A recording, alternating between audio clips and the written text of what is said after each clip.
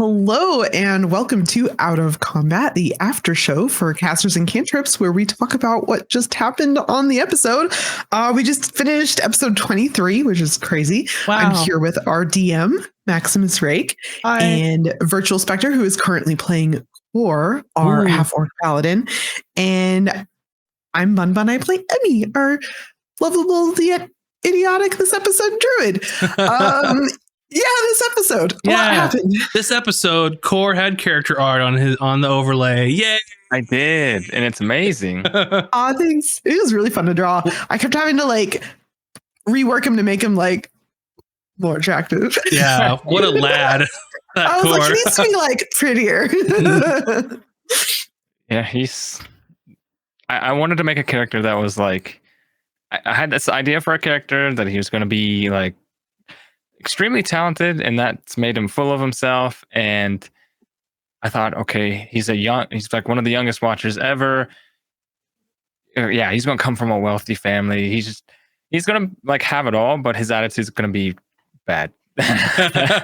Yeah, and when I was drawing him, you said that you're like, oh no, he's actually really young and he's from a wealthy family, and I was he's 25. Oh, I hadn't registered that before, I think.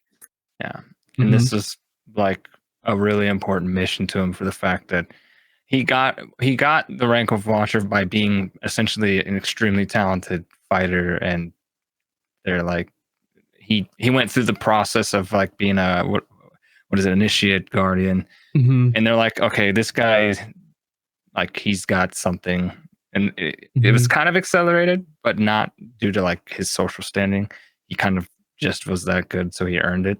But he really hasn't done anything from a wealthy family, though, you said. So he does still come from that if it mattered. But yes, but they didn't have anything to do with his rank, as far as you know. Yeah. So my question is, who do you think would win in a fight, Hayden or Core? I mean, one of them's a paladin. I feel like in a straight up 1v1, I think. Hayden's got some tricks, and if he can get the jump on him, he might be able to do the typical rogue thing and get a lot of damage in fast. But if the longer the fight drags out, the more it's probably going to be Core. So paladins, man, plate armor. Yeah. And he's just an actual warrior. He hasn't used it yet, but he's got a glaive, so he's got reach, he's got all that stuff. That's my favorite weapon to have for paladin too. So love it. I love glaives. I love pole arms in general, but glaives are always amazing. Same. So how do you all think your mission has gone thus far?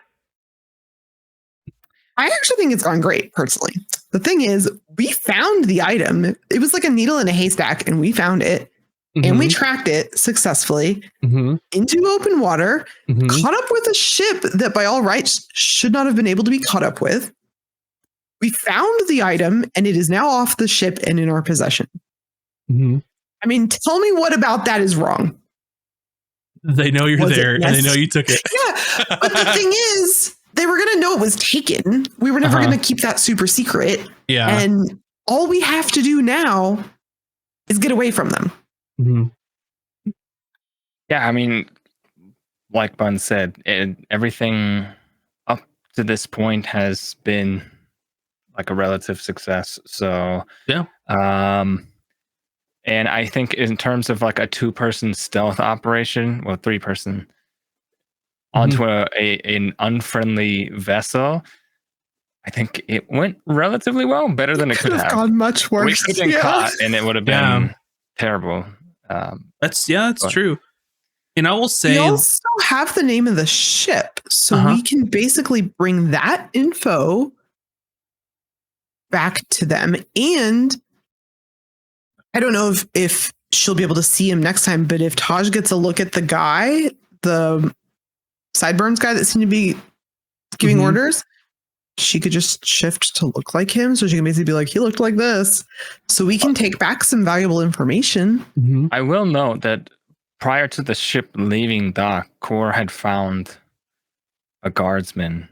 That's right. And he that he told specifically to address another watcher of like, there's an emergency happening. We need presence at the dock. What that means and how that's going to look, I don't know. But if we do get back on the ship with the item and head back to port, there could be watcher presence there. So yeah, which I think at this point, y'all are at least like day and a half away from port. Yeah. So regardless of what happens, there's going to be a fight on your hands. True, but they did anchor, so they got to get the anchor up. Mm-hmm. He had to use it to pivot. It's going to slow it down a little bit of time. Our seahorses are going to travel back to our ship faster than they can travel back to our ship. If we can get a message to our ship to like anchors up and start moving, we'll catch up to you. I don't know what we're going to do. Well, your anchor's already up. They're hanging in the same direction. So logistically, your ships were traveling in the same direction around the same speed. You got to their ship. They dropped anchor. They've turned around. And then now, I don't know. We'll see what happens. We'll see. We should have stayed on the ship and sabotaged it. I think Cora's idea was the right one now. I don't know if you could have completely avoided a fight of some sort if you got caught, is all I'm saying. So that's all I'm saying. Yeah. But it's going to be interesting. I mean, maybe we'll finally have our first ship to ship fight in this campaign. Because know how to do stuff on a ship. We lost Hayden. I also sent have a crew. The crew or the party, the adventurers, their ship's stat block too before we started. So I was like, in case you guys need this, here you go. Wait, you didn't send it to us. Yeah, it's in our chat. It's right there. Yeah. Mm-hmm. Yeah. So I sent that to them so they have some idea. There it is. But yeah, it's going to be, it'll be interesting. I will say though, that whenever, we had the little scene about the guy who was like the Metal Gear Solid, like whose footprints are these, that kind of stuff. That was as a result of him having a high enough passive perception to see through like the stealth. He couldn't see you all because you're invisible. So he played it off and went up and told the other guy to start looking. That's what sort of tipped him off in the beginning, why he acted and sort of was like, oh, I guess nothing's here, and kind of walked away on purpose. So interesting. Cooter's heat metal really confirmed his suspicions. Exactly. Because he already thought someone was there, and his idea was to wait for you all to make your move and then basically ambush you. But once, she set his pistol on fire, or one of them anyway, he knew that it was up and was raising the alarm. So actually, then I think that helped, because otherwise he would have waited for something to happen. And the thing that he could have noticed was somebody inside the captain's quarters or something. Right. Mm-hmm. So yeah, that's the hard thing about D&D is you actually never know. It's like real life. You never know if the decision you made was the best one, because once it's made, it's not like a video game. You can't go back and replay it. Yeah. No saves coming here. Once we got to the captain's quarters and found it was locked, and there was that guy kind of being alert, I was like racking my brain, like, okay, there's no way we can. Cora can't pick locks. I don't think Amy can pick locks. We probably couldn't get away with it anyways. What can I do? And my first immediate thought was, I have a tinderbox. I could light something on fire. The best case scenario would be to light a match and toss it onto some gunpowder. So that's how I wanted to go down and look for the ship's like ammo and stuff. Yeah, which is a great idea. And it's just so like all the doors are locked. They have guards here just because of the cargo that they're carrying. Right. Yeah. They're heightened alert. They know they have precious cargo and have to get it somewhere. So that's why it's sort of the heightened security. Also kind of the top of the line fast ship type scenario as well, if you think about it. Yeah. Yeah, I guess maybe it was Core's time on The Unfortunate, where he's like, oh, if ships are run like this, then they probably have exposed gunpowder somewhere. They just have a barrel laying around. Chatter takes her smoke breaks right next to it, you know? Yeah, amazing. Grounds for an ass whipping if Hayden finds out. Let me just tell you. I do love the thought that Hayden, when we finally fix him and he comes back, the whole crew is like totally like gone lax. They're like, yeah, teacher's out, whatever. And everybody's like, nothing's like perfectly organized or clean. They're all like, yeah, whatever. Then you come back and you're just like, what the? And everyone's like, oh God, Hayden's back. It's like, I guess, what? I was gonna say since we're on the subject of the crew, gonna ask Bun what she thought of Whisper's little, hey, Taj, you be the captain, I be the quartermaster, and maybe they don't come back, you know? I've had this sort of premonition based on things that people have said before that I think Whisper would happily turn on Blackbeak if the opportunity to be in charge of a better ship and have a better share of the loot presented itself to her. I think if we can stop being fuck ups and prove that she could have a legit job with us and we'll get way better treatment and pay, I think she'd switch. But I think that's a huge ask because we're fuck ups and we need to prove that we're not. Because right now, I don't think we're a liability for her. That would require a not a sloop, probably. Yes, it would require a better ship. But she has this way about her that I'm like, she's always looking for that next step up. I can tell. I think she'd be willing to take the next step up and just be like, hey, Blackbeak, I got a ship now. I mean, I also think that she's told you, but not turn on her, just be like, I got control of this ship. It's a part of our fleet now. I'm the captain now. Well, I mean, she is ambitious, and she had told you during the crew dinner that she wants her own ship. That's her ambition. That's where I picked up on it first, because she said she wanted that, and I took that to mean she wants her own ship, and if we could somehow offer something to her, she would take it if we could make a good enough offer. But we don't know. Don't think we can. Yeah, we don't really know what her deal with Blackbeak is. How much is she making? Mm-hmm. Don't know if she even wants to be working for Blackbeak. It might have just been the best opportunity for her at the time. Also interesting, I asked her what spells she had and she wouldn't tell me. The one I asked about would be the one she could use to communicate with Blackbeak long distance. So I was wondering if that's what I really just wanted to know for this mission, but I do wonder if that's why she didn't want to say. Because if she says, yes, I have it, then that gives us details about how she can communicate with Blackbeak. If she says, no, I don't have it, that also gives us information on how she communicates with Blackbeak. Mm-hmm.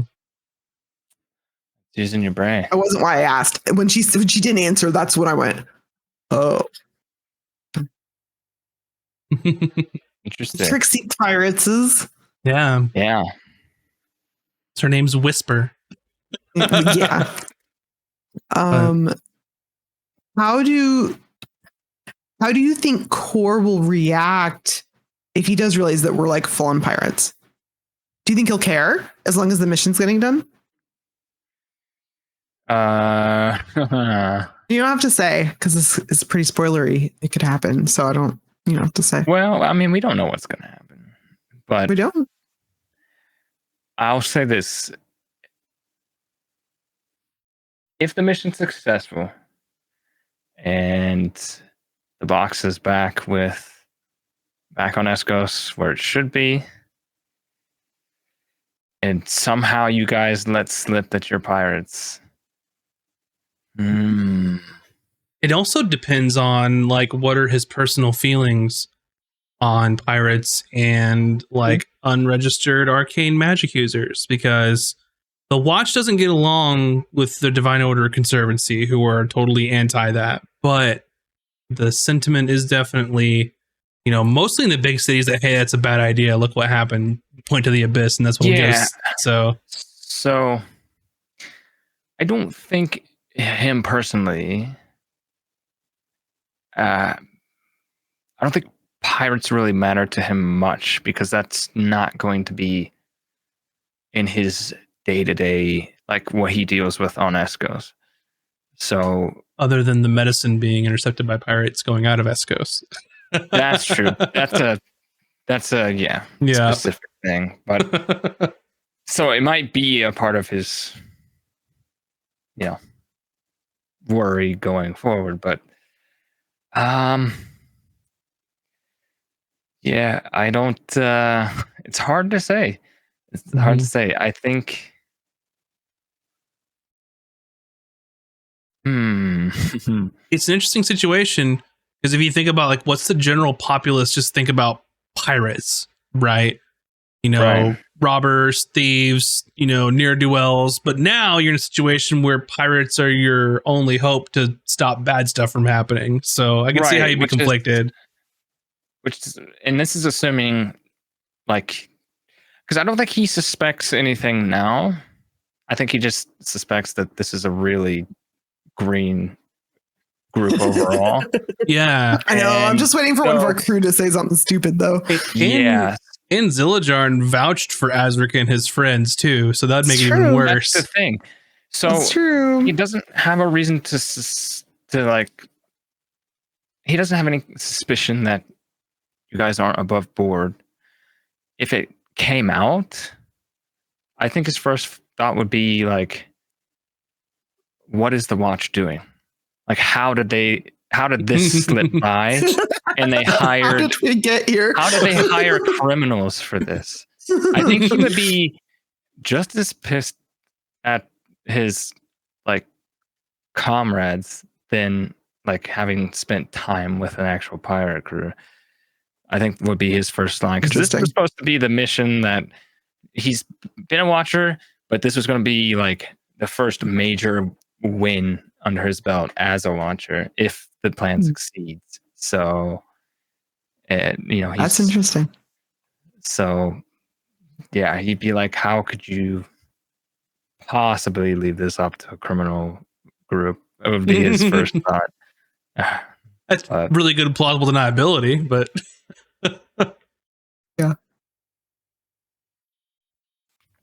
pretty wild episode. That's for sure. Mm-hmm. It was a lot of fun.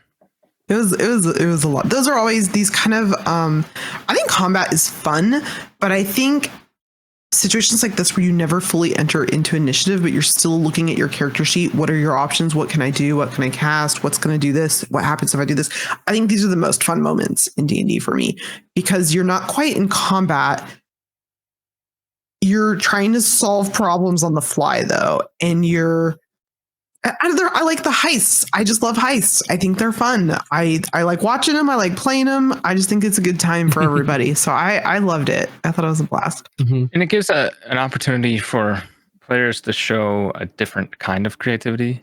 Yeah. You see it when it comes up in combat in terms of battle strategy, but these situations are completely different and require a different type of I mean, you can do anything on the part of the player. Yeah. Really great time to use see those, what people's ideas are. Yeah, and a great time to use those utility spells that aren't always super helpful in combat too. Or some of the weird proficiencies you have sometimes. So I got that whole person on deck. I want to try and stop at least 2 of those guys from swimming. Yeah, see what happens. I mean, you got to turn into a bug and climb into a chest. That's as a wild shape use. That was fun. I really liked that. Mm-hmm. I love using wild shape for utility. It's not the most beneficial way to use it, sadly. But I love moments like that. So yeah. And now you have some giant seahorses to go ride back into the sunset. To ride into the sunset, yeah. Mm-hmm. Amidst cannon fire over your head. That's probably. Oh man, but it'll be fine. Yeah, and I mean, next week we'll see whether it's fine or not. So I hope you enjoyed the episode and a little behind the scenes, and then we'll be back next Friday for episode 24. But in the meantime, I guess when you're watching this, it'll be the next day. So thanks for hanging out, and we'll see you next time. Bye-bye. Bye. See ya.